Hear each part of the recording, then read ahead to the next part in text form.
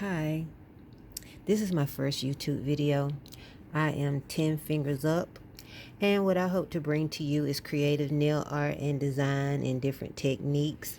I like working with a variety of products. This here is acrylic with tips, and so what you can expect from 10 fingers up channel is a lot of creative art, nail designs using hard gels, soft gels. I like the Japanese potted gels. I love the acrylic. I love to sculpt.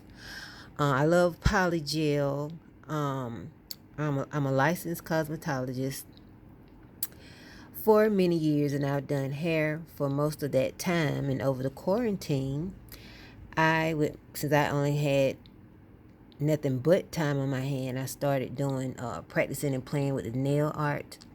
And so I've really got into it and got creative.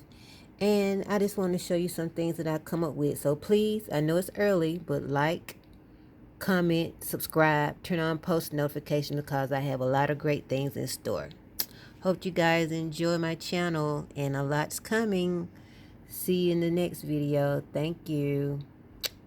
Bye-bye.